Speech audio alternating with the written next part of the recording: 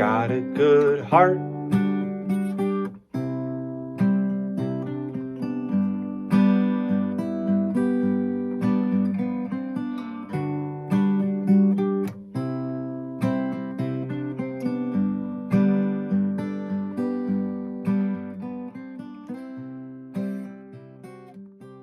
I'm trying to continue to just like let it be art and less story. Like I don't feel like I need to tell this linear story. It could be more abstract. I guess maybe not art, but just more abstract. Once you put that song out there, like the other listeners get to like experience that, and it's like trying to think about their experience.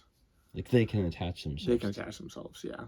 And the more direct you are with this happened, then this happened, then this happened, like the less like space there is for that attachment. I really want to get away from like letting the guitar be like the main instrument that I'm writing on, because some of the music that I really enjoy right now, you know, yes, it has guitar in it, but there's a lot more sounds and it's more rhythmic. That felt pretty good. Why don't you come down and we'll listen to it? Sounds good. When you're trying to concentrate on a time reference, it's just, you know. Yeah. So sometimes it works out. The fix is this, just doing the acoustic separate. Sometimes I'll put... Something I've noticed, like, as I've been writing on guitar recently is, you know, I'm really picking out the melody as I'm playing, and almost like playing that along with my vocals. A friend came over, we were playing the other day, and I said, well, you know, keep playing that melody, and let me try to put let's play with some different chord structures over top of it. So then it's just like, okay, now we can really start to, like, flesh some things out. And I think one thing I want to do is just make some sounds a little fuller. And I guess that doesn't mean like the space is totally filled. There's just more melodies interacting with each other. I want to start playing with other people and just kind of expand out a little bit. The solo part is like, it's always there, which is kind of nice. Like I can always be like, okay, like I can book these shows and go play these shows. You know, I think part of playing with other people too is that it's not just like, I don't want it to be just my songs then either. Like it's got to be like a collective, like everyone's more like a democratic process of playing together.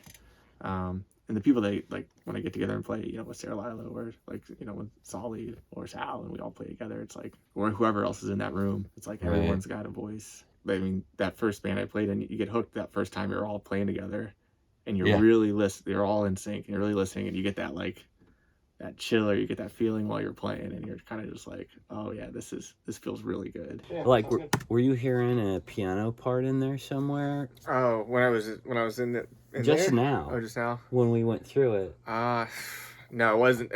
I wasn't doing that for the piano part. Oh, but I was like, I'm trying to think of like, yeah, there are some spaces. Yes. And some of those runs, and I like maybe would cut that out, and that could be like a different.